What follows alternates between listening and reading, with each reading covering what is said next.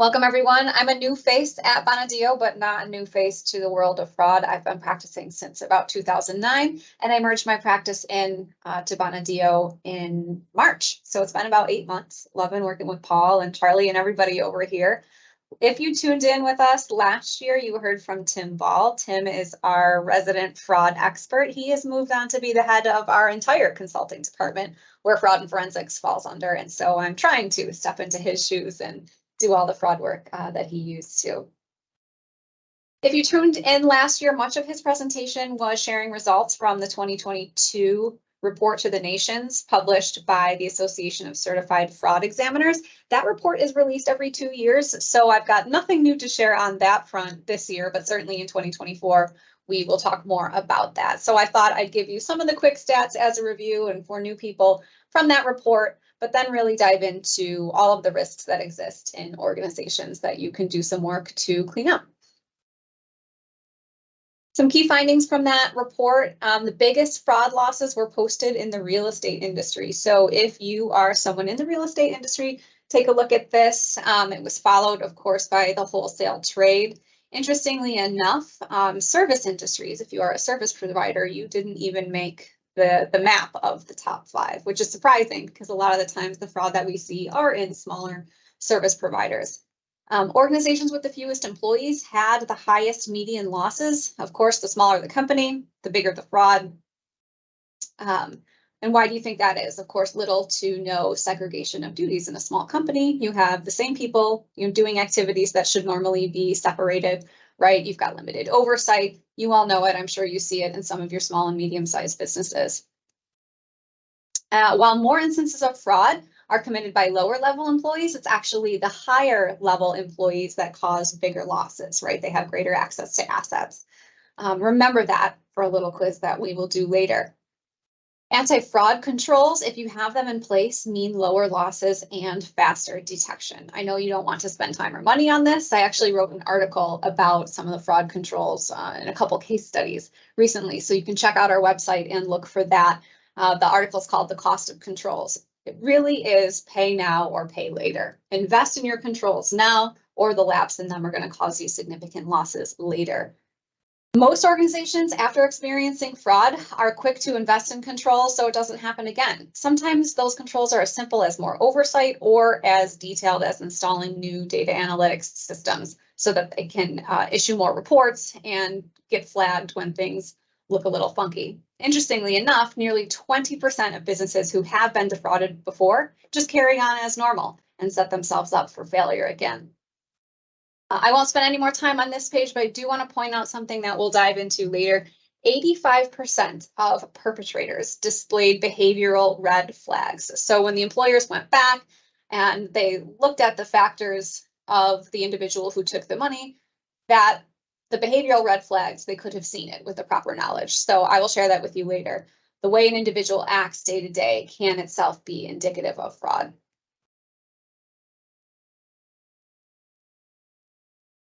What are some of the ways that organizations are putting controls in place? If you want the biggest bang for your buck, I would say think about these fast-growing control tactics. Fraud hotline services. Bonadio offers this. That's actually super effective. 46% of fraud referrals come from anonymous tip lines. So if you have one in your organization, it is a way for your employees to call up an outside agency, report anonymously, and the agency, in Bonadio, in our case, will send that fraud report to you and you can launch your investigation. Fraud training is critical for both employees and executives. It's actually a really great prevention tool because employees who believe they are being watched, maybe that's they're physically observed by an individual, by a camera, or there's some control in place like an analytics system that sends a red flag or an error report.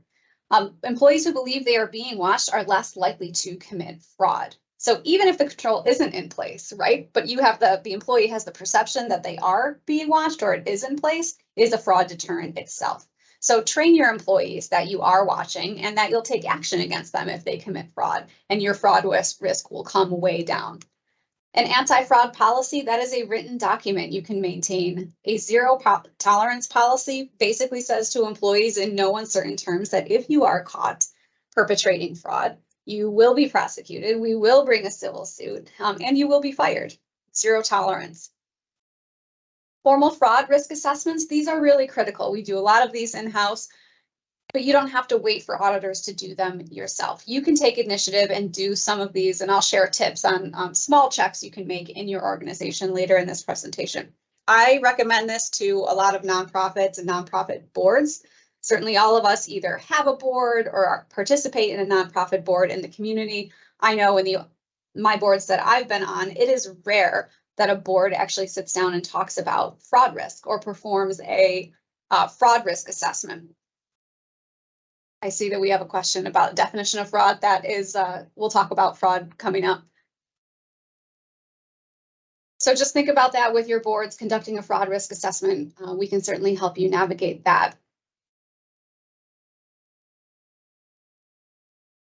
So Cressy's fraud triangle. Some background for those of you who don't live in the fraud and forensic space. Once upon a time, there was a man named Donald Cressy, and he was a sociology professor who was really interested in crime, particularly what made people tick, what made people take money that didn't belong to them.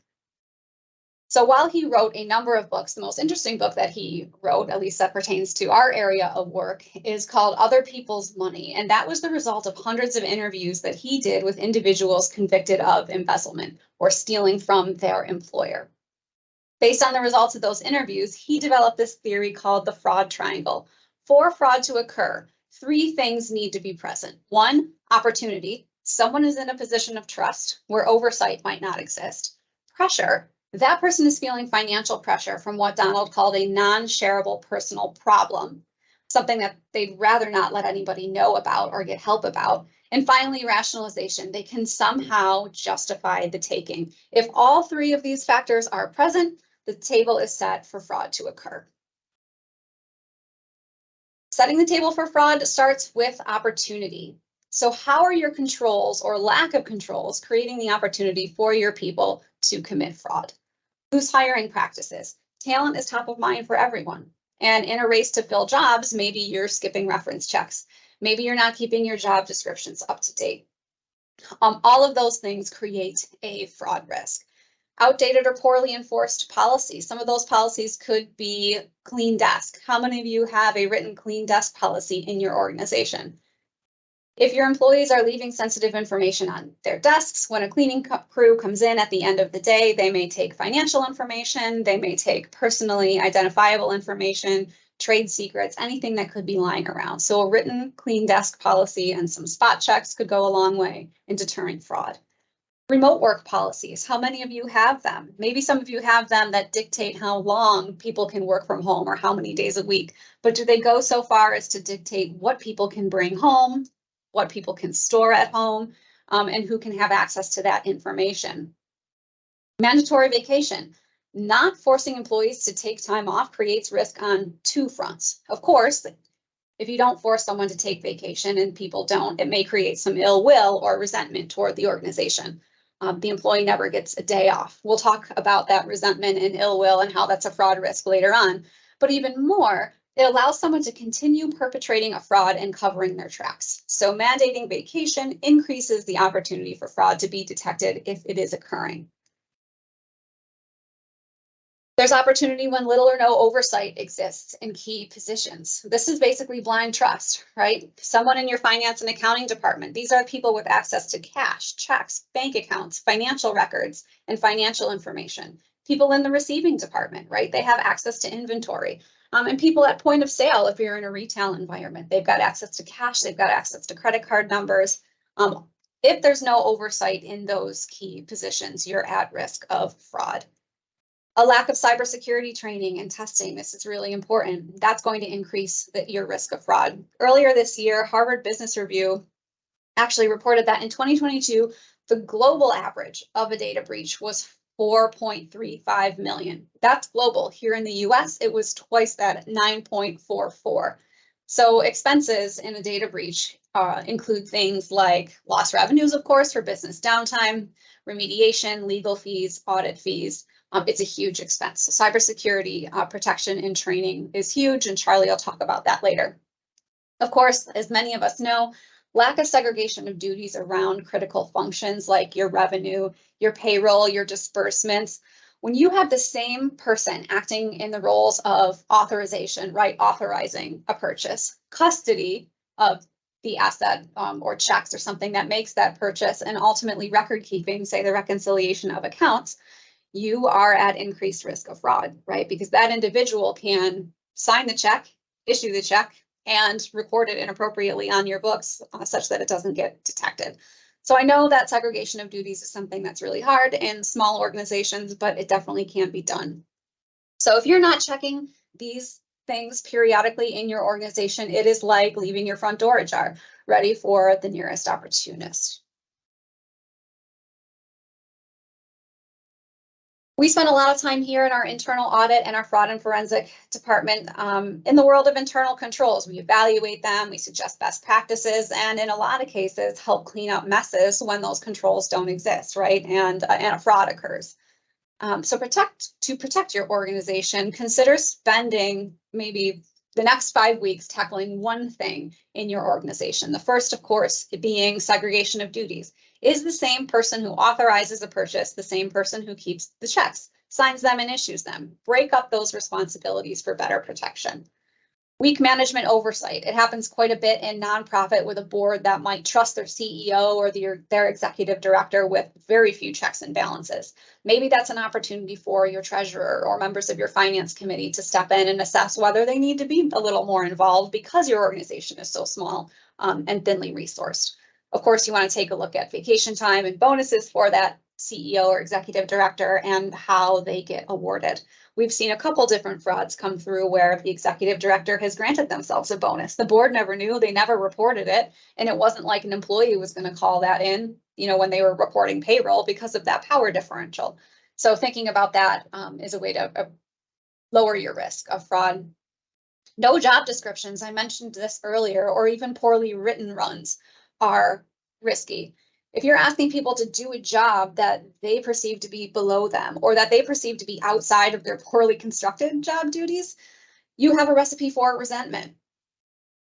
Management override. This gets back to weak oversight. If a manager can override controls without any accountability or authorization, again, that's a problem. And then, of course, lack of enforcement of policies. No accountability means that there's no guardrails on spending. We get a lot of calls each year related to fraud and an expense reimbursement program. Recently, we did one. It was a publicly traded company. They had a whole department dedicated to expense reimbursement, and there was still fraud there. Receipts weren't submitted. Nobody ever followed up to collect that receipt. And all they would do is just pay the credit card bill off when the balance got high, do a once over of the credit card statements and say, hey, this looks normal. And so individuals were able to funnel small personal purchases through there. So, even if you have the best expense reimbursement review program in the world, there's still opportunity for fraud. So certainly take a peek at yours. So, these 5 bullets, just tackle one a week, and we'll put more on social media in Fraud Awareness Week coming up in November. So those are all the ways you can let somebody in. But how do you identify who's going to walk through that door? How do you identify an opportunist? Who in your organization would go so far as to actually commit fraud? So some real life fraudsters are right here. Each of the individuals on this page were convicted of fraud in some form. Most recognizable, of course, right now is probably Elizabeth Holmes. She deceived investors. The guy at the top left did as well. Years ago, the very first case to make national news for elder financial abuse was Brooke Astor. And that's her son on the right. He robbed his mother of nearly all her wealth, leaving her in ill care in her final years. And locally, fraud is just as common. The guy in the red shirt down here stole COVID relief funds. And then the other woman toward the top, she became friendly with the wife of her deceased employer, started being her caretaker, and took all her money. So all of this to say, fraudsters come in all gender, ages, races, and levels of economic privilege. Could be anybody. So some questions for all of you to think about. You can post your questions in the chat as we go through, assuming my little animations work. The type of employee that commits fraud more frequently is someone in an accounting and operating position, right? This is someone who has access to resources and information. That makes sense. But what type of employee do you think commits fraud more frequently? Low level or high level? Just throw it in the chat.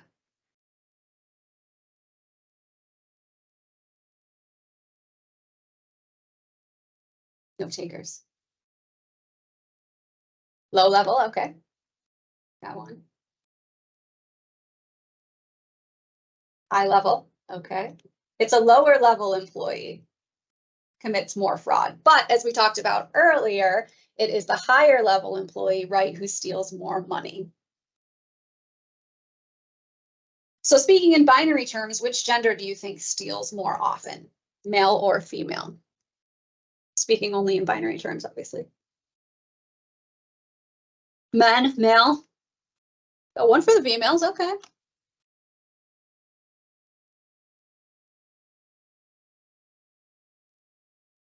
More men than women. Certainly women do, right, but it's more men than women.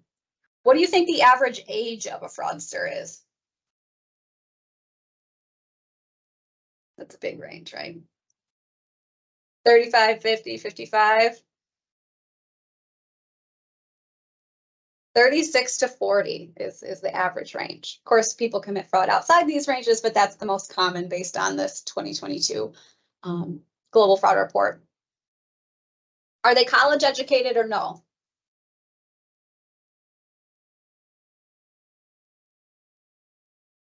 Yes, yes, college, no, yeah, no.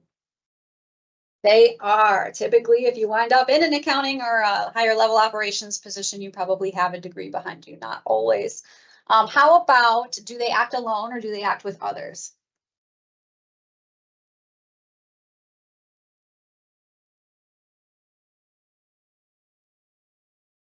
They are solo operators, right? It takes a lot more effort to act with someone. You've got to trust that nobody's going to blow you in. So it's easier just act alone and cover up your work. Final one, do the fraudsters have more often have prior criminal records?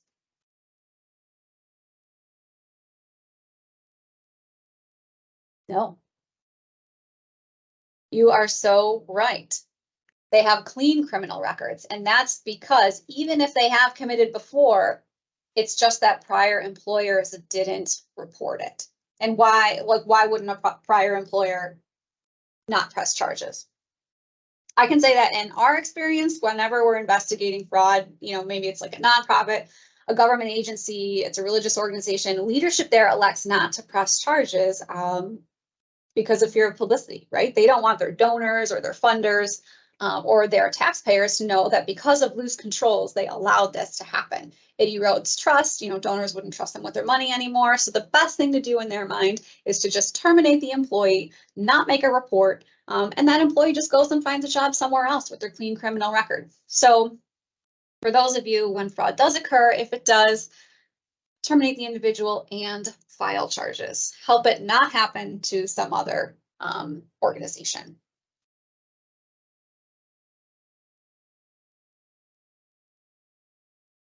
So the second leg, of course, of the triangle is pressure from a non-shareable personal problem. Money here in the US and really across a lot of societies is taboo. So when individuals experience money problems, they are unlikely to turn to others for help. Easier to just quietly take money, cover gaps, and hope you can pay it off later. So some pressure-inducing situation, a spouse loses a job, there's a pay cut, right? And they can't keep up with their standard of living anymore. There's caregiver stress, there's medical issues. I mean, a lot of times, especially in the elder abuse cases that we do, addiction is a factor. They have to get money from somewhere. Fraudsters usually aren't pathological. They don't wake up and say, hey, I'm going to commit fraud today. They're brought to this place by these unseen pressures behind the scenes, and they're unwilling to seek help for them.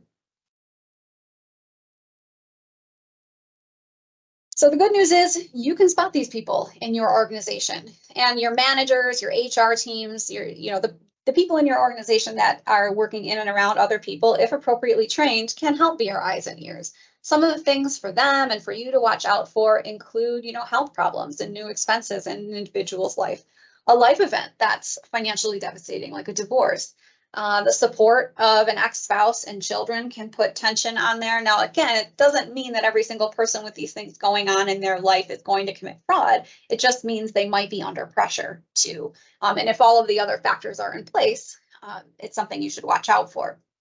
Negativity toward an employer, of course, that gets toward justification we'll talk about. Maybe they have increased work hours. They're possessive of information. They're possessive of their role. They don't want anybody to, step on their toes. Maintenance of lifestyle, however, is the biggest one. You know what your pay employees and you see what they're outside driving or the clothes they're wearing and things like that. This graphic from, sorry, these arrows are not cooperating with me. This graphic from the ACFE's report to the nations last year showed that living beyond means is by far the most common trait of a fraud perpetrator. They can't keep 2 nickels to themselves. They spend it all, so they've got to come and take yours.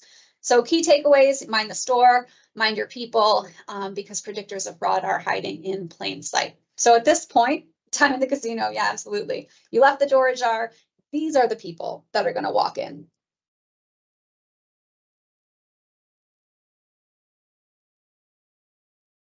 So just because you've left the door open and these people have now let themselves in, doesn't mean they're going to take anything, right? But what's going to push them over the edge is that justification. They're somehow able to rationalize that taking this money is okay for now. No one will know, right? No one will see me. The amount is immaterial. Maybe I'll just borrow it. It never happens that someone's just borrowing and they pay back. It just doesn't. They have the best intentions perhaps going in, but the same problem that got them into this mess continues. Sometimes, in a COVID situation, it's the government's money. The company didn't need it to begin with. We had this extra PPP funds or ERC. Management, they have issues with management. They're jerks, right? Bad management, tone at the top. They don't pay me enough. The boss has enough money already. He doesn't need it or she doesn't need it. They won't give me a promotion. So those are some of the things that might cause an individual to rationalize the taking. It doesn't really take much, right? You left the door ajar. These people let themselves in because they needed to, and they have absolutely no qualms about taking for all of these. So what is the best way that you can prevent justification? Just consider these items in your organization, right? What's the type of management? Are you accessible to and engaged with your employees? Do you foster loyalty, or do you kind of shield yourself in hierarchy and closed doors? It's easy to justify taking from a manager who doesn't seem to care about their employees. Poor tone at the top. If you don't act with integrity, transparency, and commitment to bettering yourself, your team's not going to either. Lack of integrity, dishonest practices at the top allow for shady practices all the way down. Financial conditions at the company goes both ways. When you're doing well and the boss sees that, and the employees see that the boss is doing better than they are, they may think it's okay to take a little bit off the top. When the company's doing poorly, employees might get nervous and think they ought to take while they can because their job is at stake. Where opportunities for advancement don't exist. If employees can't see a path to a raise or they were passed over for a recent promotion, they may just give themselves one, right? No one will know. And then the political environment too. Everything we talked about before, of course, is a micro factor, but what's going on in the macro world? Fear and uncertainty in the world can mean fear and uncertainty within your organization, increasing the likelihood of someone wanting to take. So how might you see that fraud is happening? A good fraudster buries their work, small amounts over long periods of time, so it goes undetected longer. However, fraudster, let me see, I think I'm missing. There you go. Fraudsters tend to get greedier as time goes by. They take bigger amounts, they get sloppier covering it up. So some indicators of fraud in your financials might be unexplained changes in revenue. Higher than normal revenue might mean that sales are fake. Lower than normal sales versus the same or rising cost of goods might mean shrinking gross profit, or sales of cash or product are being diverted elsewhere. Changes in expenses. Are someone's personal expenses being funneled through the company? Are vendors being paid kickbacks or favors? And then finally, inventory shortages. Are employees stealing product either for their own use or to sell through unapproved channels? So some indicators in the financials might exist. So here at Bonadio, we are an accounting firm and more, as we say, and that and more is really critical on the fraud protection side. Beyond the tax return and financial statement audits, I don't know if you know this, but 4% of frauds are detected through a financial statement audit. That is not the way you come across a fraud, right? We know 46% come through fraud hotlines. So all the prevention strategies we talked through earlier, from tightening up HR policies, segregating responsibilities over revenue and expenses, these should be accompanied by formal training on how and where to report fraud. So our consulting department offers a fraud hotline service like we talked about. All of these other things we're able to investigate for you and certainly have a wealth of experience in. At any time you have a question about the controls that you have in place, or you're thinking about what areas of your organization are at risk, or you think you might have a fraud, don't hesitate to pick up the phone and I can talk you through that. So with that, I will turn it over to Paul. Thank you, Karen. All right. My name's Paul Mayer. Like we said already, I lead up our compliance solutions team. And for those that listened in last year, we talked about the proposed regulations. The compliance program regulations that we talked about last year were proposed, became effective in December 28th, 2022. For those required providers, the initial regulations went into effect way back in 2009. The Office of Medicaid Inspector General only took, what is that, 13 years to update the regulations. And now they've been updated. So I wanted to talk a little bit about what some of those updates are. We talked about proposed stuff last year. I want to talk about, so I wanted to highlight some of those requirements that I think are most important for the senior leadership, C-suite folks. And the updates in these regulations for those that are required providers, required organizations to have a compliance program, the regulations really have gone into some detail. They've given more specifics. I've been explaining it, and some of you may have heard me say this before. You can either take it as the regulations are now half full or half empty. I like to see them as half full. But the state has given us kind of a roadmap to effectiveness. For your compliance program, talking about what it is you should be doing. Before it was kind of subjective. They've really provided us some specifics and details. So I want to go through some of the highlights. Mandatory compliance program requirements for the required providers. Those are Article 16, 28, 31, 36 clinics, Medicaid managed care organizations, or anyone who receives $1 million or more of annual Medicaid revenue. For those of you who may remember, it used to be $500,000 annually of Medicaid revenue. They upped that up to $1 million, and now they're requiring all the Medicaid managed care organizations to have a compliance program that follow these Title 18, Part 521 regulations of the New York State Codes, Rules, and Regulations. Another component of these regulations, a comprehensive assessment of the overall effectiveness of your compliance program, is required annually. You have to do that on an annual basis going forward. You're now required to have a compliance committee that has a compliance committee charter that's reviewed annually, made up of your senior leadership. Not the only folks that can sit on your compliance committee, but a good representation of your senior leadership is required, senior managers. You have to meet on a quarterly basis, at minimum quarterly. If you miss a quarter, you're out of compliance with the regulations. If you have to reschedule or postpone or cancel a meeting, make sure you reschedule it within that quarter. Otherwise, you could be deemed as out of compliance. Compliance officer has to report to the board quarterly, has to report to the executive director quarterly, has to report to the compliance committee quarterly. Compliance officer doesn't need to be an employee anymore. Before, it had to be a W-2 employee. So those quarterly reports, it's up to you to decide how you want to do that and how to do it, but be sure to document. A lot of these things where I talked about the half full, half empty, make sure you document somewhere that you have done these quarterly reports and it's gone to your board, it's gone to your executive director, it's gone to your compliance committee. Those are important pieces to understand.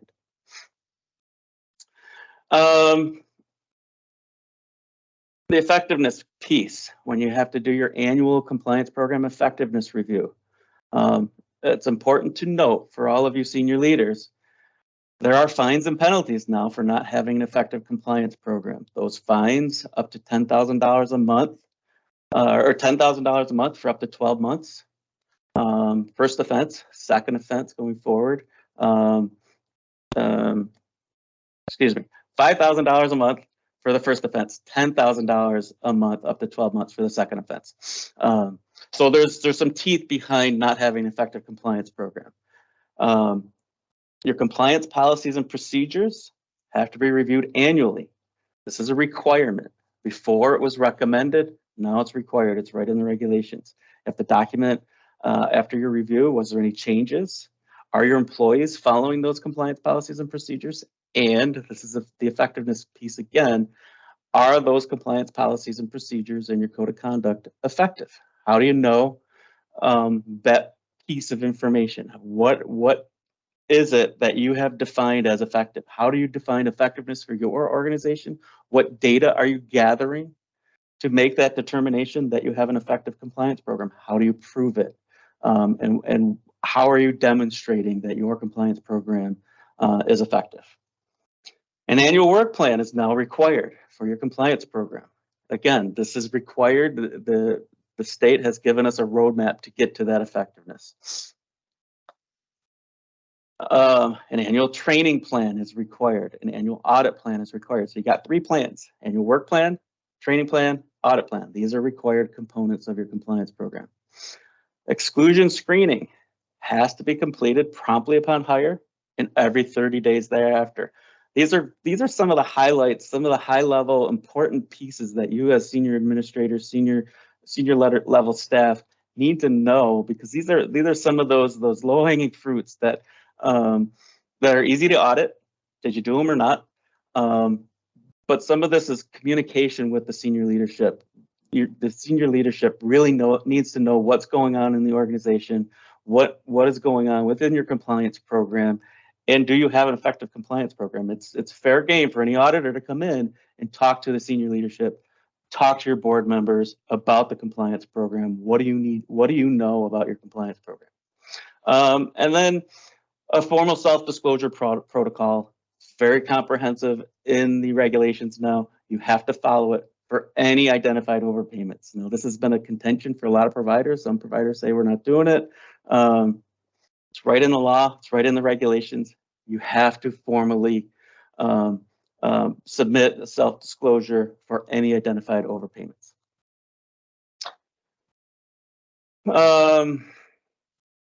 So it's important to understand your entire risk spectrum, you as a leadership, understanding your compliance program and the inner workings and the activities of your compliance program, making sure that you, the senior leadership, receive communication, receive information about your compliance program activities, what information is received to make the determination that you have an effective compliance program.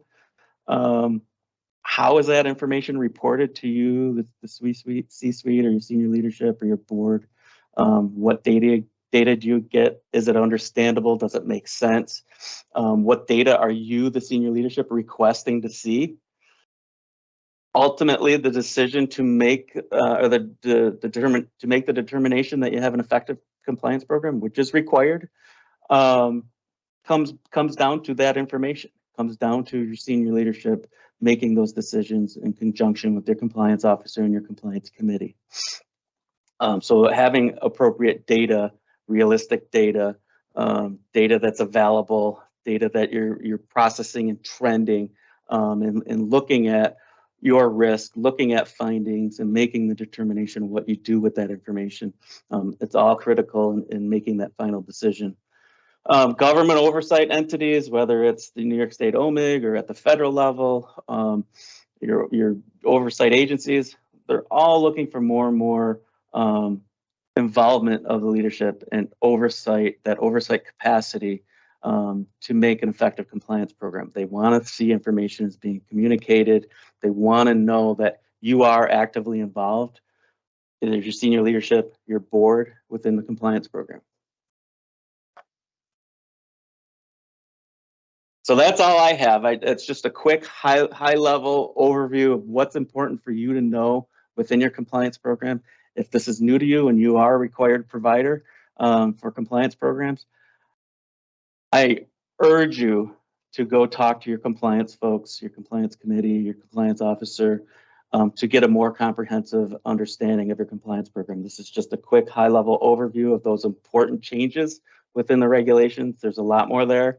It has added some responsibility to your compliance department, has added work, and also the added component of that communication piece that you really need to be aware of what's going on within your compliance program. So with that, I don't see anything. Yes, it is $1 million in revenue, Medicaid revenue, Medicaid revenue. So to answer the one chat question, and I'll turn it over to Charlie. Thanks, Paul. I'm Charlie Wood. I'm a partner in the Bonadio Group. I run our Fox Point Solutions division, which is our IT compliance and consulting division. So I've been with the firm since 2009. I got 26 years in experience, and I'm going to talk today a little bit about some of the things you guys need to know, be aware of when it comes to cybersecurity. So I want to start with data security. So if you were here last year, which you may not have been, we talked about what people want. So I've been in the industry 26 years, and years ago, people wanted your credit card number, they wanted your social security number. Yeah, they still want that stuff, but we see that stuff being traded on the dark web from $50 6-7 years ago down to $1 or $2 for your credit card. So cyber criminals have gotten smarter, and they've sort of shifted the way that they go about doing things. So they just want to get into your systems. Why do they want to do that? Because if you got information that you want to protect or you need to do your day-to-day operations, it's of value to you, right? So everyone is now a target. It isn't, gone are the days of, hey, I got credit card data, so people are going to come after you. No, you got systems that you want to, have operational so you can get work done. You're a target, specifically for ransomware, which we'll talk about in a few minutes. But I want to start with a couple stats. So these stats are out of a recent study from Sophos. They interviewed CIOs, CISOs, IT directors. So your IT folks basically is who they interviewed. And some of the data here is interesting, and some of it is a little bit surprising, but I'm going to read through a couple of these. 94% of all organizations experienced a cyber attack in some form last year. That can be somebody trying to get in, somebody got in, ransomware, based emails, something, right? Somebody tried to get into your systems to do something. Data exfiltration is the #1 security concern of your IT folks. So a lot of times when you get a ransomware attack, not only does it encrypt your data and they want you to pay to get it back, but a lot of times now they'll actually pull it out and start trading it on the dark web. 93% of IT leadership finds the execution of essential security operations to be challenging. Essential. So keeping your systems up and running. 93% find that to be challenging. 52% say cyber threats are now too advanced for their own organization to deal with on their own. You see it a lot. You may be going through it too. People are a lot of people have outsourced to major cloud service providers because those folks have the resiliency and the people to protect your information. So the half of them think that cyber threats are too advanced for them to do on their own. 55 say that dealing with cyber threats negatively impact their IT's work on other projects. So it slows you down. You're trying to do something else. And 57% of IT professionals lose sleep worrying about an organization being hit by a cyber attack. That number seemed low to me because most organizations I talk to, it's one of their primary issues.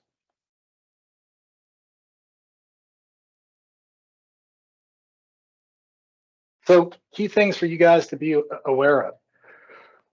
Understand and audit against. It is critical that you audit against these things. Cybersecurity, oftentimes called security awareness training. Train your people. When we do assessments, we do penetration testing, we do phishing, we do audits, right? IT-based audits. The 3 tenets of cybersecurity are people, processes, and technology. A lot of times the technology is advanced. It's very hard for our guys to get in. When you ask us to do a penetration test, we can do it, but it's a lot harder because technology has moved along so well. Processes, it's hit or miss, right? You might have good processes in place, but as long as your technology is solid, a lot of times that'll cover for you. So what is the path that we go after? We go after the people. We'll fish your people, right? And that's what most organizations do. I mean, the advancement of phishing emails from when the Crown Prince of Arabia used to send me emails saying I was going to get $10 million. I just had to set up an account, terrible grammar, like that's all gone.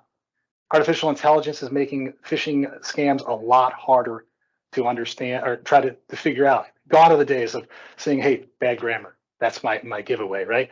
So things that you need to be aware of. You need to train your people. You need to have an incident response plan. And you need to do a tabletop test on it. I'm a normal guy, but I'm going to make a stupid statement. I hate holidays and I hate weekends.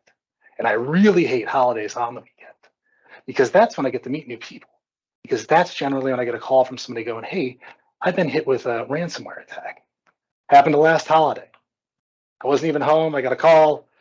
Hey, we got hit. All of our data has been exfiltrated and it's encrypted.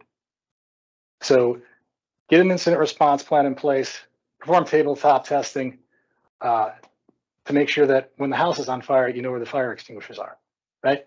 Vendor management is another area. Fazio Mechanical, I should not know who they are. I hope nobody on this call does, but if you don't, I think they're a 15-person HVAC dealer in either Ohio or Pennsylvania. They're the reason that Target lost tens of millions of credit cards years ago. They had the ability to just connect to the Target infrastructure.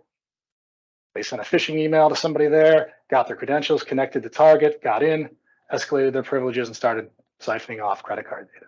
So protect against vendors.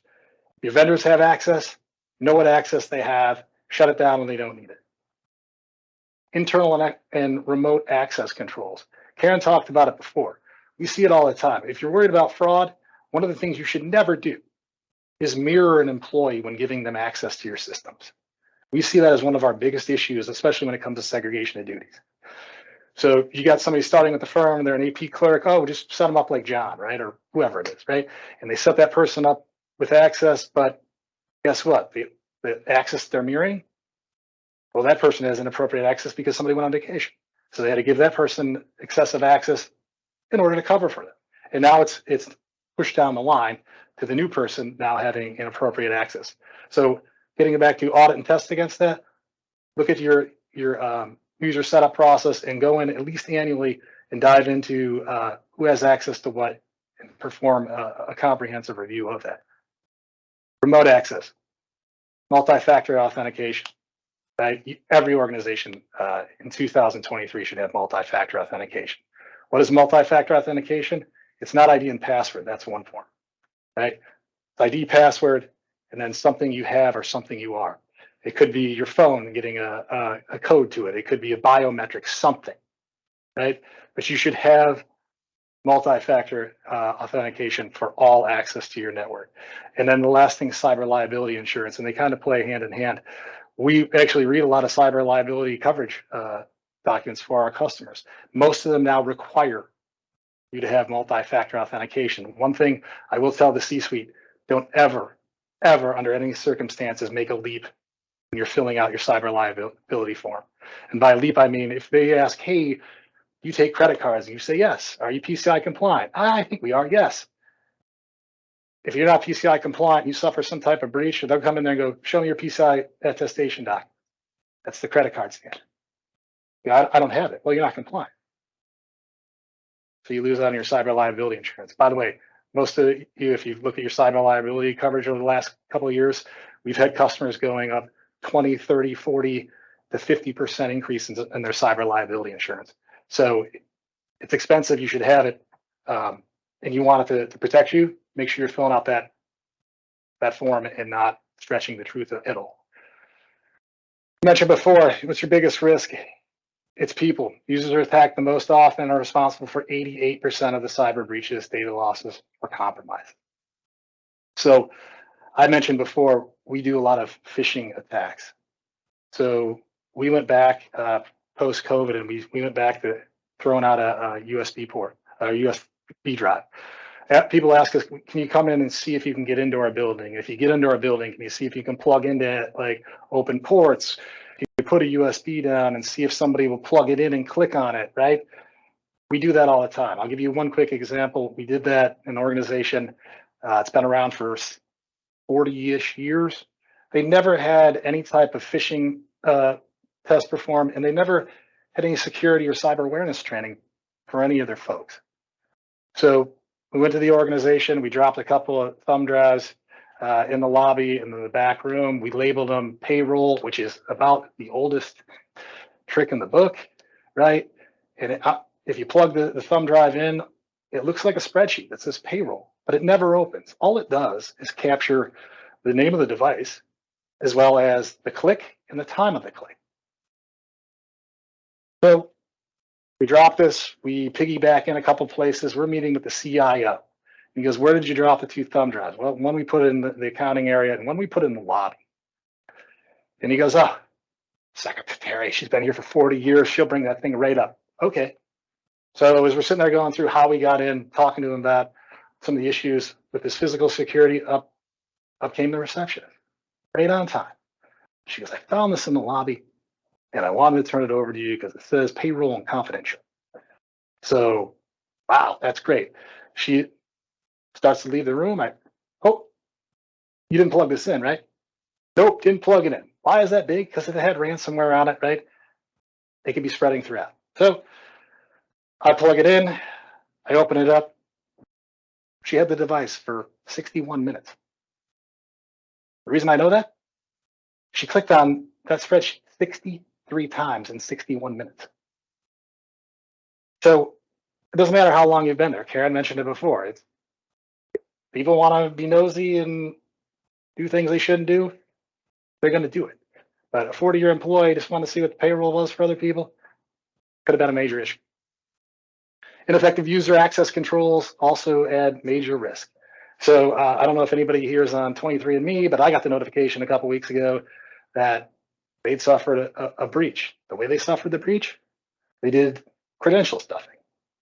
So one of the things, if you ever have a pen test done, you should always ask your pen testers, your hackers that you're paying to try to break into your system, to do an open source intelligence gather.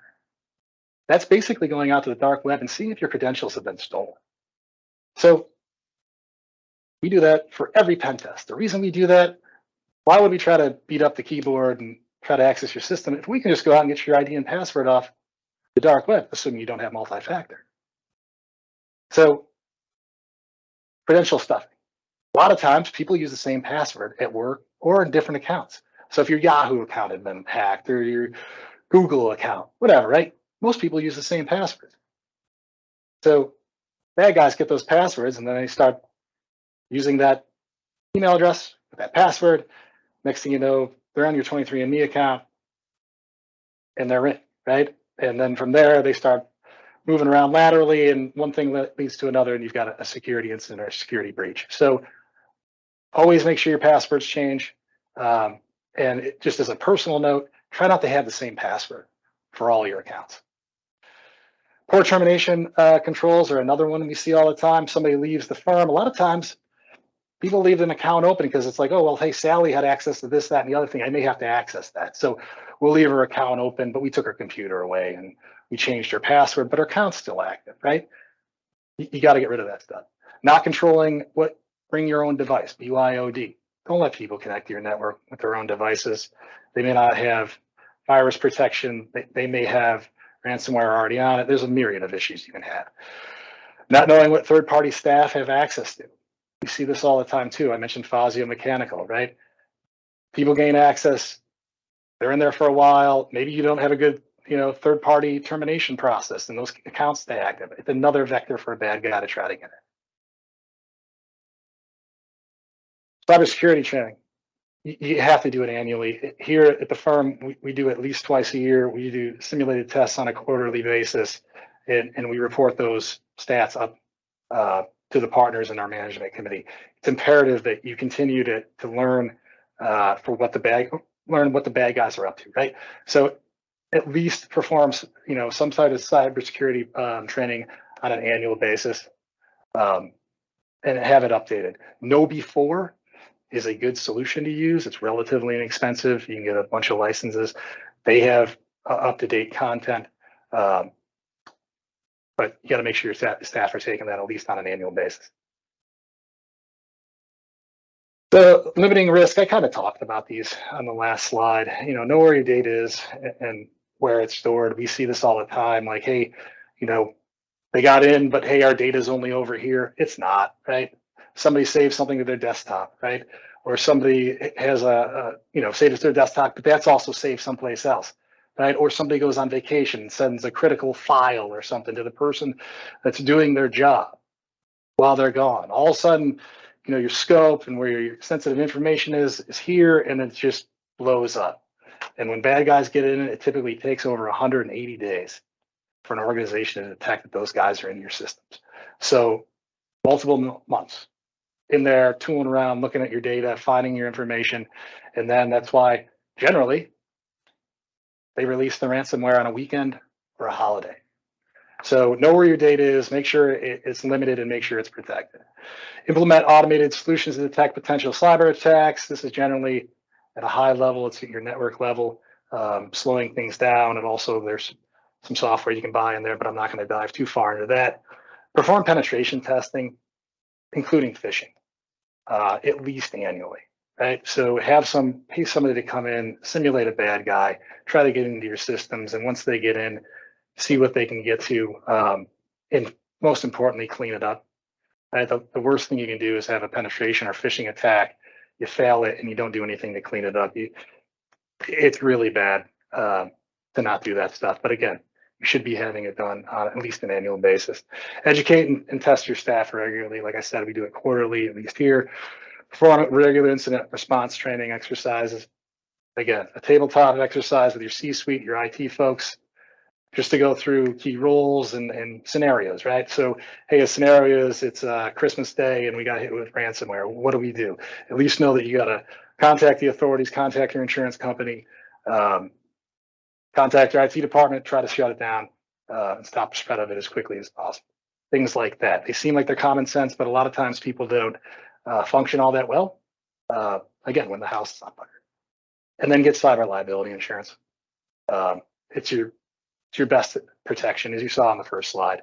94% of organizations experienced some type of attack last year. So it's not a matter of if, it's a matter of when. As I said at the onset of this thing, gone are the days of looking for PII, credit cards, SSN. I can create ransomware and I can send it out to 1,000 companies in one email. Just need one of you to click on it. And I've made money. So get cyber liability insurance. It's absolute necessity at this point. All right, 4 minutes. Let me see what the questions are.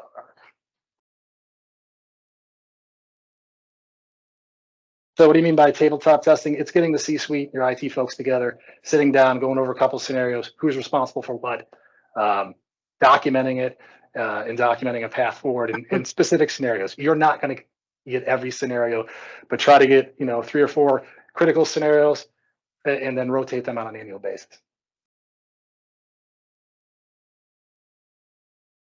You can get monitoring software that will slow things down, but it won't protect you against somebody like hitting the keyboard against you or phishing you, right? As I talked before, people, processes, and technology. We always go after the weakest link, and that's people.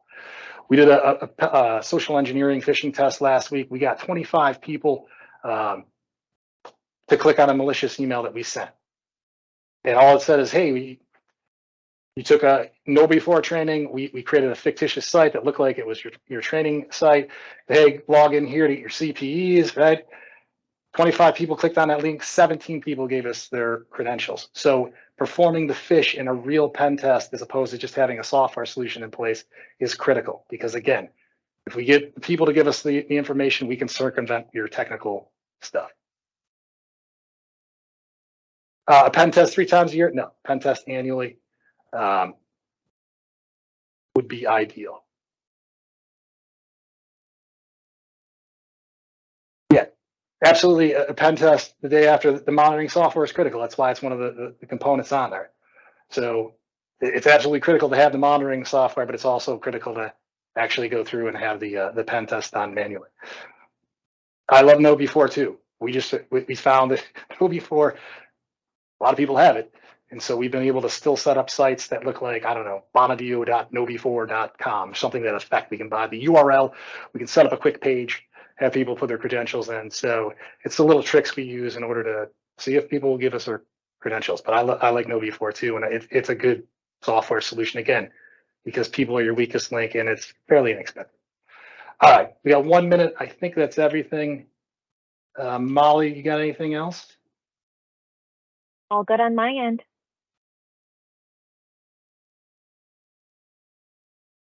All right, well, here's our contact information if anybody needs it.